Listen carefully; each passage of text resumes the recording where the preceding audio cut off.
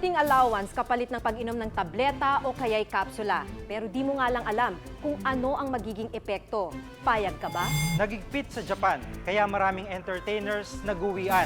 Ngayon, pinapauso nila sa Maynila ang sikat na aliwan sa Land of the Rising Sun. Progresibo na raw tayo mga Pilipina. May kalayaan sa tahanan, paaralan at opisina. Pero ayon sa mga kamag-anak ni Gabriela, mahaba pa ang laban dahil sa mga batas na hindi patas. Personal naming inalam, sinaliksik ang bawat anggulo. Bawat detalye, kinumpleto.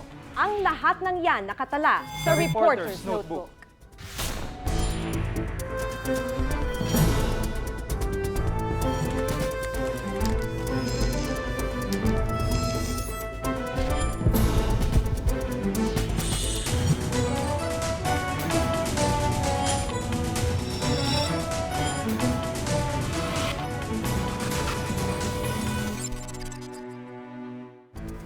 Anino silang may tuturing pero malaki ang papel sa pagsubok ng gamot laban sa AIDS at iba pang malubhang sakit.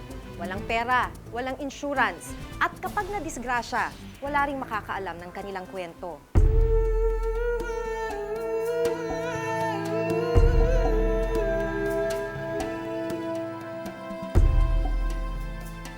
Sa mga daga, unang sinusubukan ang mga gamot na iniimbento ng mga drug companies.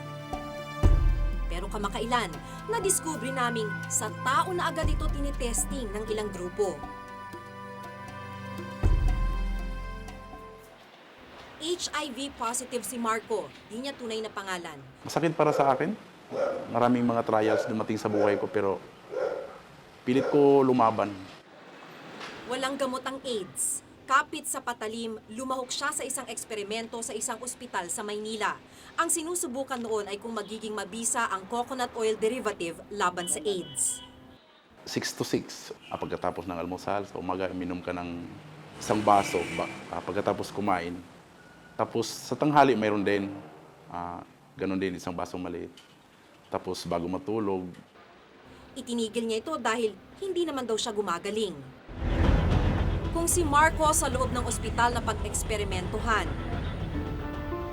Iba naman ang kaso ni Emily, HIV positive din. Sa eksperimentong kanyang sinalihan, pinainom daw siya ng kapsula. Hindi niya alam kung ano ang laman ng gamot.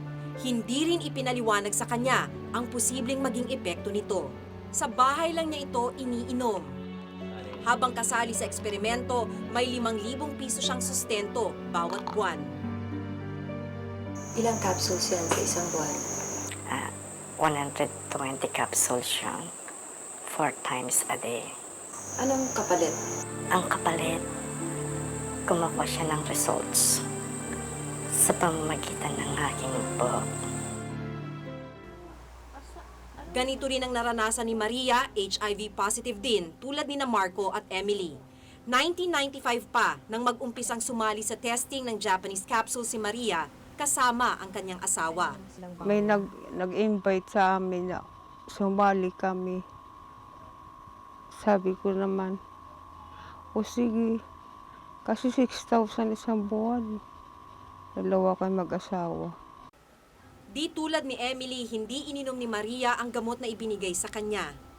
Hindi namin iniinom kasi iniisip namin baka ikasasama sa katawan namin.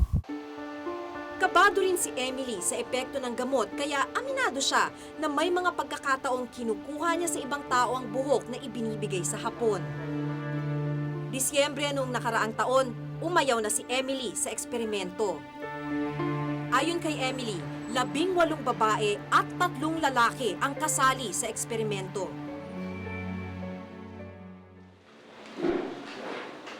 Nabalitaan na ni Joshua Formentera, isang AIDS activist, ang nangyayaring eksperimento. Nagalit siya dahil labag sa karapatang pantao ang ganitong gawain. Masakit.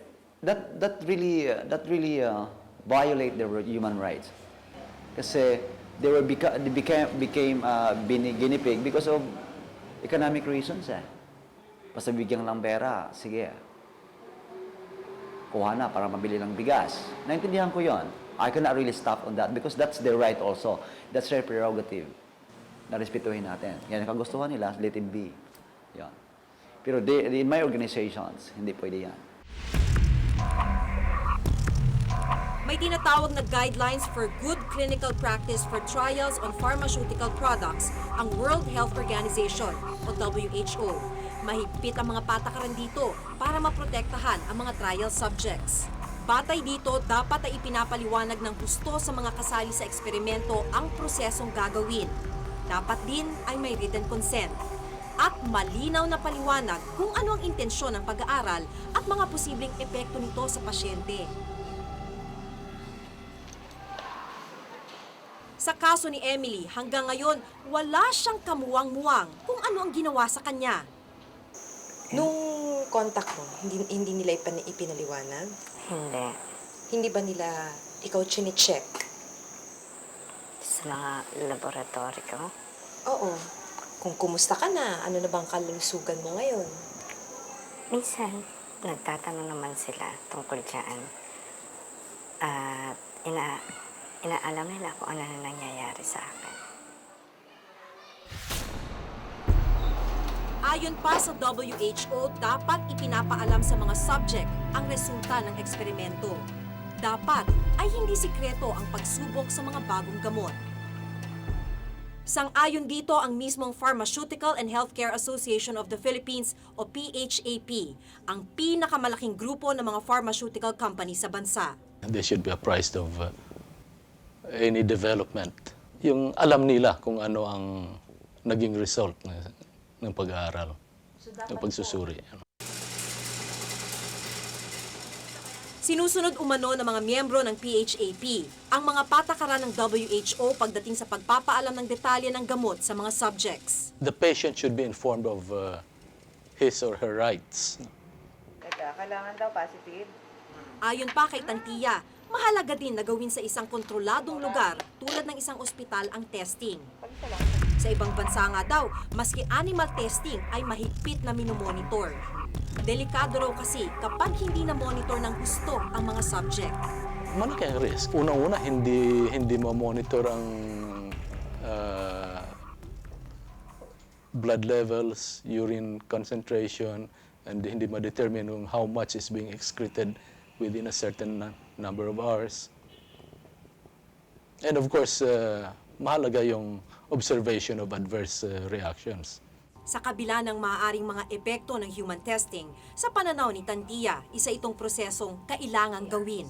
Ito naman mga volunteers. And merong sinusunod na protocol. Hindi namin may sabi sa Si Marco, tulad ni Emily, nasa dilim din siya tungkol sa mga panganib na ito.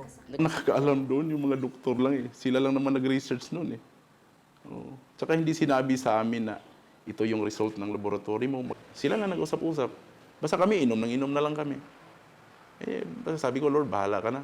Kung ito nga gamot na nga talaga para sa sige. Kung ito'y nakakagaling sa amin. At ngayon di na sila bahagi ng eksperimento, wala na rin daw tumitingin sa kanilang kalusugan. Alam nilang wala na silang habol. Ayon sa WHO, sa mga bansang merong human testing, dapat may sariling regulasyon para bantayan ito. Ngunit walang ganitong batas sa Pilipinas. Pinag-uusapan pa lang ito.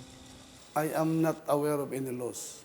Maybe the DOST is aware of that. Nasa assessment stage pa tayo ngayon kung is it better, parang after 20 years of an advocacy or a movement kind of program, kung kailangan ba ng regulatory function. BFAD should monitor all of this, and bago makapag-umpisa ang isang kumpanya ng clinical studies, kailangan aprobado ng BFAD ang protocol.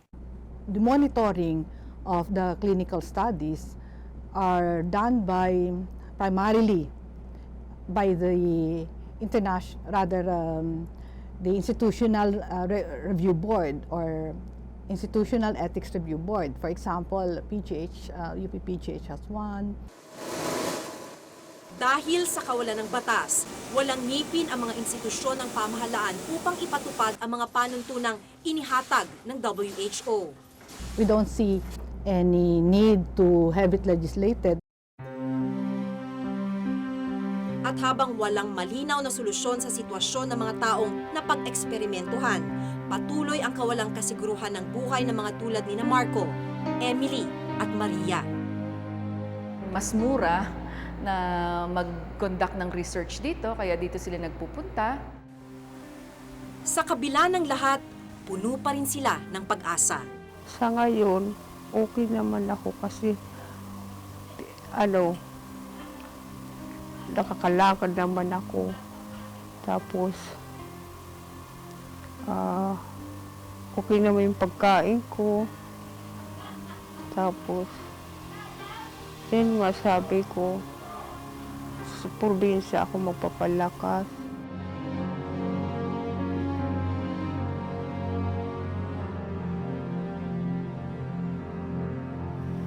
Ako si Maki Pulido at ito ang nakatala sa aking Reporter's Notebook.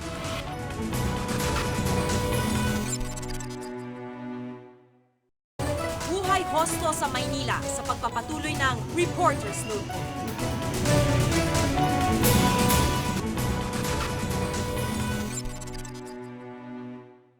Hosto ang tawag sa kanila, mga lalaking entertainers na uso sa Japan. Pero nang maghigpit doon, tila dito na sila sa Maynila nagtatrabaho. Wala naman daw masama sa kanilang ginagawa. Pero nadiskubre ko, ilan sa kanila may iba pang agenda.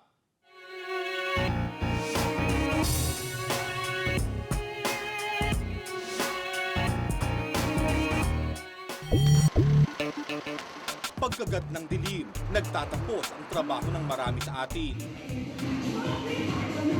Pero para sa mga nagtatrabaho sa isang club sa Quezon City, simula pa lamang ito ng kanilang araw. Makisig, matipuno at malaadonis ang hubog ng mga katawan.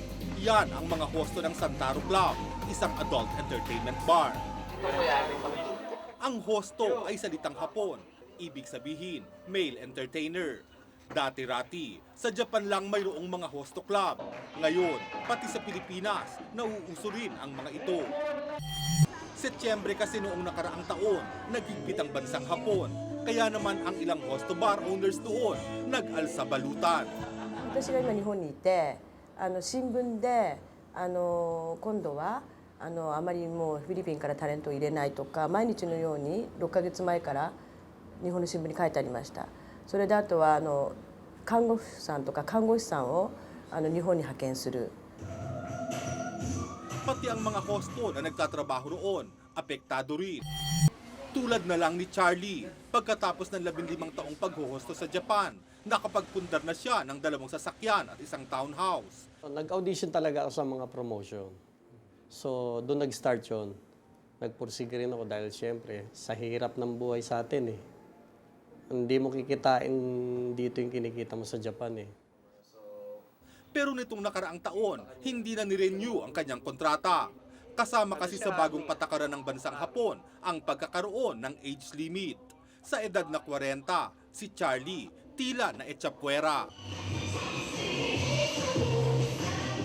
Kaya ngayon, dito na lamang sa Pilipinas nagtiyagang maging hosto. Kung dati, umaabot sa 300,000 piso ang kanyang kinikita kada buwan sa Japan.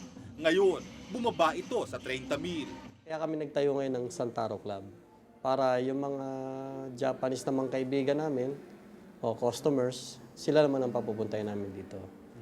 Dahil sa higpit na ngayon ng Japanese immigration. Naghigpit na ang gobyerno ng Japan sa Filipino entertainers. Kaya naman ang mga Hapon, dito na sa Pilipinas nagtatayo ng mga ganitong uri ng club. At dito na rin dadagsa ang mga Pinoy hosto. Tulad ni Charlie, halos pareho rin ang sinapit ni Mark. Kasabay ng maharot na musika, malikot ang pagsayaw ni Mark. 21 anyos pa lang siya. First time niyang naging hosto sa Japan noong nakaraang taon. Umabot sa 150,000 pesos ang kanyang sweldo. Kaya naman nakabili siya ng magarang motor. Pero matapos ang 3 buwang pagtatrabaho roon, minala si Mark. Hindi niya natapos ang kanyang kontrata. Pinauwi mo na kami kasi aayusin yung papeles namin. Kasi bali yung 3 months namin hindi mai-renew ng para yung 3 months, hindi maka-renew ng 3 months ulit para maging 6 months. Kaya pinauwi mo na kami. Ngayon, bumaba sa 20,000 ang kanyang kinikita. Ayon sa Japanese Embassy, naghigpit ang kanilang patakaran para raw makontrol ang mga iligal na nagtatrabaho roon. Aabot ng 140,000 ang Pinoy entertainer sa Japan. 30,000 dito ang iligal na nagtatrabaho. Kailangan na ngayon ng 2 taong karanasan sa pagtatrabaho sa ibang bansa ang gustong mag-apply sa Japan. 2 years training experiences in the training school, or the third one is the certificate as entertainer issued by your government. Sa pagsusulputan ng mga hosto bar sa bansa, nababahala ang migrante, isang non-government agency na nakatutok sa kalagayan ng mga Pinoy workers sa ibang bansa. Maaari raw kasing dumami ang commercial sex workers sa ganitong siste. Pagbalik nila sa Pilipinas, ang isip nila kagad nila mag-apply dito as entertainer din. Kasi wala silang ibang skills. No, hindi sila nakapag-develop ng skills while overseas. Tendency nila, the same na trabaho. Itinanggi naman ito ng Santaro Club. Katunayan, ang mga dancer lang ang naka-sexy outfit, habang ang mga guest relations officer o GRO naka-coat and tie. Tinuruan din daw sila ng table manners at etiquette, tulad ng pagtupi ng tissue sa baso at wastong pakikitungo sa customer. Mahigpit daw ang patakaran sa kanilang club laban sa pagbebenta ng aliw. I want this club's image to be clean as much as possible. I don't want it to be anything like an underground thing. So I want my staffs, I want the hostos to have a pride that they're a hosto here and they're not a call boy and they're not a worker in the gay bars. Ang mga bar na tulad nila raw ang sumasalo sa mga nawawala ng hanap buhay sa Japan. 30 sa kabuuang 40 hosto sa kanilang club, mga nawala ng trabaho roon. Pero natuklasan ko na may ilang hosto rin na nauuwi sa pagbebenta ng katawan. Si Jerry, di niya tunay na pangalan, isang hosto sa isang bar sa Maynila. Bukod sa pagsasayaw at pag-GRO, nagpapa-take out din siya sa mga customer. Bakit nagpapa-take home kapag papay ka magpa-take home, meron ka namang kinikitang sweldo? Wala, para lang dagdag din. Dati rin siyang hosto sa Japan. Umuwi siya ng nakaraang taon dahil nagkaproblema rin siya sa dagdag na papeles na hinihingi ng pamahalaan ng Japan. Dito ngayon medyo mahirap. Minsan may time na okay naman. Naniniwala si Jerry na malaki ang posibilidad na ang pag-hosto sa bansa ay mauwi sa prostitusyon. Halos lahat daw kasi ng kilala niyang hosto, tulad niya, sex workers din. Ayon sa migrante, dapat magkaroon na ng plano para sa mga babalik sa bansa na mga entertainer tulad ng mga hosto, para naman daw matyak na marangal ang kanilang mga trabaho pagdating sa bansa. Dapat sana nagkaroon ng at least alternative livelihood program itong gobyerno, particularly focus dapat dito sa mga kagyat na nangangailangan ng livelihood. Pangalawa, I think magkaroon ng close monitoring ang ating gobyerno tungkol sa ito, lalo na yung sa mga investments na papasok yung mga Japan club owners dito sa bansa. Ayon sa Overseas Workers Welfare Administration o OWA, may reintegration program daw silang nakahanda para sa mga apektadong manggagawa. Ibig sabihin nito, pauutangin nila ang isang OFW tulad ng mga hosto sa Japan ng hanggang 200,000 piso para magsimula ng negosyo. Meron tayong pre-package na training materials na binibigay natin sa kanila, how to start a business, how to run a business, how to operate, and how to finance the business. So tinuturo natin yan.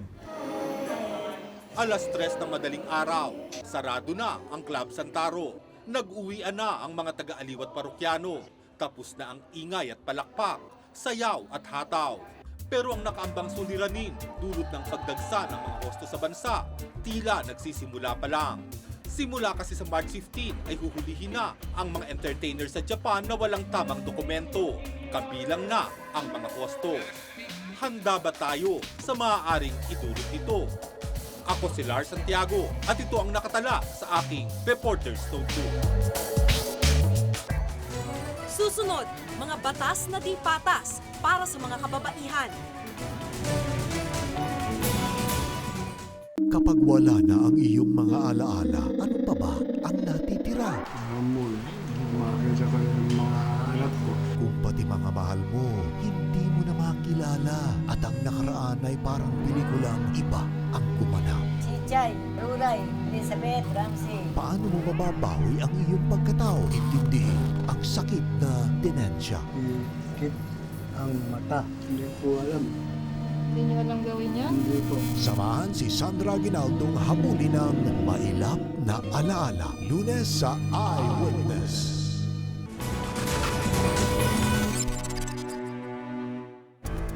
Wala na raw ang mahinhin at iyaking si Maria Clara. Pinalitan na siya ni Gabriela. Matapang, malaya, alam ang karapatan.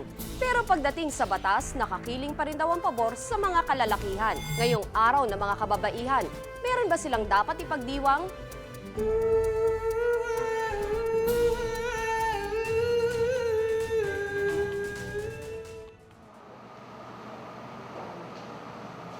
Ulirang ina ang turing kay Aling G ng mga katrabaho. Parang hindi na uubusan ng lakas. Kahit Sabado, nag-overtime siya bilang isang utility personnel. Bit-bit ang kanyang 4 na anak. Wala akong magagawa kasi kailangan talagang isama yung mga bata. Magsimula nung maliit siya, nung baby yan, kasama ko yan. Kasi wala akong pag-iiwanan sa bahay. Dahil sa hirap ng buhay, ganito ang karaniwang kalagayan ng mga inang nagtatrabaho. Tila dobleng obligasyon kesa sa lalaki. Nagkasakit ang kanyang mister at natanggal sa trabaho. Kumikita siya para sa pamilya, pero parang di okay sa mister niya. Iniisip niya bakit siya wala ako meron. Lalaki ba siya? Dahil lalaki siya? Oh yes. Oo. Diba? Ibig sabihin, siyempre ang lalaki kailangan nandyan. Siya dapat na mag-support sa... Pero bakit nangyayari ako? Pag-uwi, di pa rin makapagpahinga si Aling G. Siya pa rin ang gumagawa ng mga trabahong bahay. Moderno na ang panahon, pero patuloy pa rin ang pakikipaglaban para sa karapatan ng mga kababaihan sa opisina man o sa tahanan. Kanilang kamayanan. Ngayong araw na ito, ipinagdiriwang ang ika-100 taon ng Araw ng Mga Kababaihan. Sa kabila nito, marami pa rin kulang sa karapatan ng mga babae. May ilang mga batas pa rin tayong nananatiling pabor sa mga lalaki, di patas sa mga babae. Si Grace, kinasuhan ng adultery ng kanyang asawa. Kung ikaw ay meron kang kinasamang iba, no? Pag babae ka, pag babae, ano yan, tawag dito adultery. So makita ka in a, tawag dito, hindi ka aya-ayang posisyon, hindi ka aya-ayang damit together with a man, pwede nang sabihin na adulteress ka. Pero kung ikaw babae ka, gusto mo kasuhan ng iyong asawa, concubinage ang ikakaso mo sa kanya, so ibig sabihin, kailangan mong i-prove na ibinabahay na yung babae. Kahit na ilang beses na manganak yung kanyang kabit, hanggat hindi mo napuprove na ibinabahay niya, walang kaso. Sa batas, 6 na buwan hanggang 2 taon lang na pagkakakulong ang parusa para sa concubinage o pakikiapid ng lalaki. Samantalang sa kaso ng adultery o pakikiapid ng babae, nagsisimula sa 2 hanggang 6 na taong pagkakakulong ang pataw na parusa. Basically sa batas, no, meron tayong equality provision. Hindi pa naman siya napapalamnan kung tutuusin mo. Isa lang siyang principle sa Constitution natin, yung equality provision. Ngayon, ano yung ibig natin sabihin doon sa equality yun? Siguro doon pa may puwang para sa mga bagong batas, no, at amendahan yung mga hindi pantay, no, na batas talaga. May mga batas din na tila kababaihan lang ang pinuntirya, tulad na lang ng Article 202 sa Revised Penal Code o Batas Laban sa Prostitusyon. Nananatiling krimen ang prostitusyon kahit na may bagong batas na itinuturing na biktima ang mga babaeng nasasadlak sa ganitong gawain. Samantalang sa kalalakihang nasasadlak rin sa prostitusyon, tila bulag ang batas. Sa pagpupursige ng women's rights advocates, noong nakaraang taon ay naisabatas ang Anti-Violence Against Women and Children o VAUC. Layo nitong bigyan ng proteksyon ng kababaihan at kabataan sa anumang uri ng pang-aabuso sa loob ng tahanan. Pero hindi inakala ni Risa na gagamitin ng kanyang mister ang batas na ito laban sa kanya. Since doon kami nakatira sa in-laws ko, which is nandun din yung ibang kapatid niya. Kapag nag-aaway kami, nagkakasakitan kami. Madalas niya rin ako nasasaktan. Ang hindi ko matik yung verbal abuse niya. Yung lalaitin niya yung pagkatao ko, pati kamag-anak ko, pati yung nanay ko. Nang hindi na niya makayanan ng mga pananakit, tumakas siya tangay ang 3 nilang anak. Wala raw siya nakuhang sustento mula sa kanyang mister, pero pinapayagan pa rin daw niya itong hiramin ng mga bata. Isang buwan nitong 2003, di na raw isinoli ng kanyang asawa ang mga bata. Kasunod nito ang pagsasampa sa kanya ng kaso. Di raw siya mabuting ina at nagkaroon na raw siya ng relasyon sa ibang lalaki.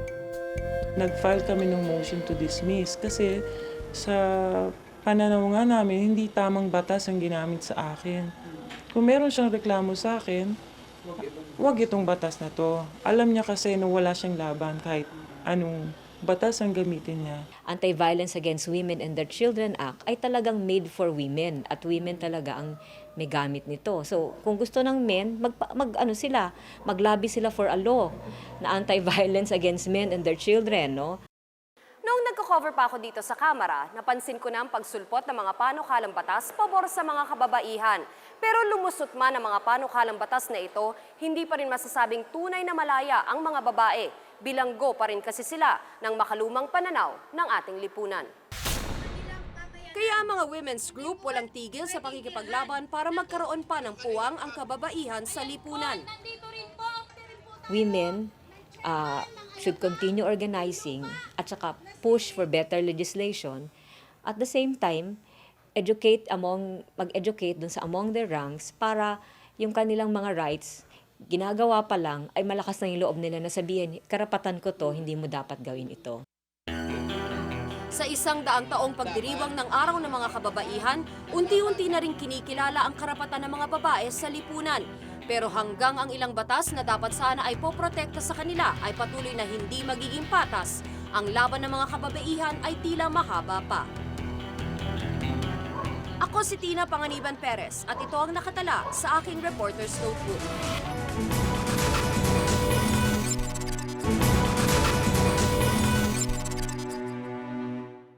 Kung may nais po kayong ipasiyasat ng mga issue o balita, maaari nyo kaming tawagan sa numerong 928-4239. Maaari rin po kayong mag-email sa reportersnotebook@gmanetwork.com. At para sa karagdagang impormasyon, maaari rin kayong mag-log-on sa www.igma.tv.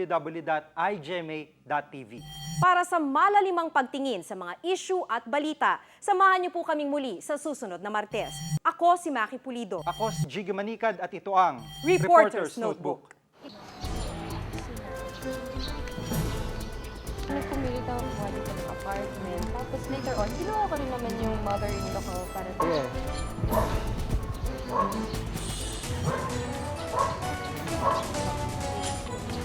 Kawawa naman yung TV. Kailangan na namin nakikiraan po. Pasensya na.